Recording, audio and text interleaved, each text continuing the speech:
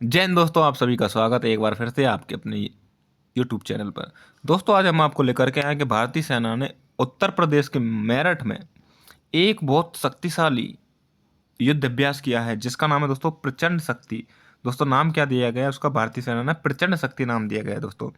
इसमें किस किस चीज़ का और भारत की किस किस स्वदेशी प्रणाली का उपयोग किया गया है, और किस तरीके से हमारे जो पैदल सैनिक होते हैं या फिर जो सैनिक होते हैं उनको किस प्रकार का प्रशिक्षण दिया गया है, और ऑपरेशन प्रचंड शक्ति क्या है, या अब युद्धाभ्यास प्रचंड शक्ति क्या है, उसके बारे में डिटेल में जानकारी। तो दोस्तों, हम आपको बता दें, यह राम डिवीजन ने उत्तर प्रदेश के मेरठ में स्थित खड़गा कोर फील्ड में एयर ट्रेनिया में एक शक्तिशाली सैन्य अभ्यास किया था, और जिसका नाम ऑपरेशन प्रचंड शक्ति दिया गया था।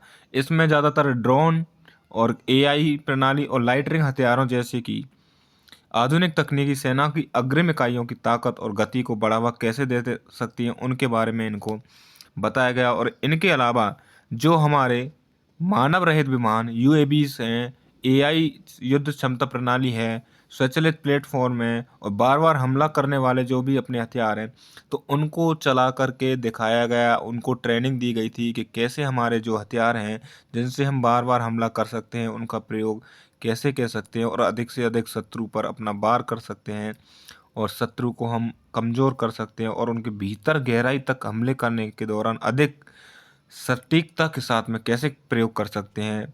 तो ये सब उस अभियान में शामिल था दोस्तों।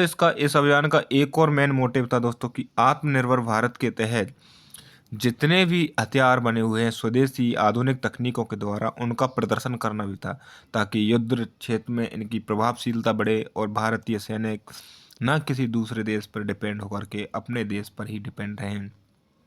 रक्षा मंत्रालय के एक अधिकारी के अनुसार इस अभियान का उद्देश्य विदेशी उपकरणों पर निर्भरता कम करना और भारतीय प्रतिभा पर नवाचारों के जरिए सैनिकों को भविष्य के लिए तैयार करना है।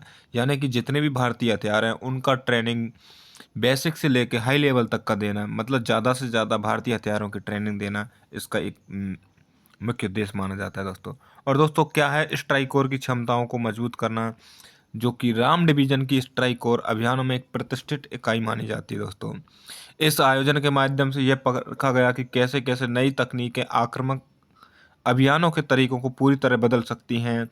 लक्ष्य यह है कि पैदल सेना को तेज, शक्तिशाली और खतरनाक परिस्थितियों में अधिक टिकाऊ कैसे बनाया जाए।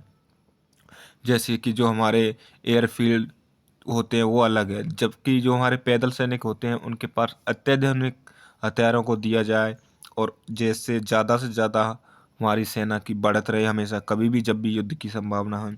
और दोस्तों, इस सैन्य अभ्यास से स्पष्ट कर दिया कि भारतीय सेना अब तकनीकी आधारित रणनीतियों को गंभीरता से अपना रही है, ताकि ये वैश्विक खतरों को सामना करने का बेहतर प्रयोग है दोस्तों। तो दोस्तों, आप इसका सीधा सा एक है कि भारतीय सेना अब अपना मेड इन इंडिया पर ध्यान दे रही है, जिससे और अपने हथियारों की जानकारी सभी जितने भी कर्मी हैं उनको दी जा रही है, जिससे समय आने पर ये अपने आप अपना सकें। दोस्तों, यही हमारे साथ जुड़े रहें। जब तक के लिए धन्यवाद। आपका स्वागत है। जय हिंद, जय भारत, भारत माता की जय।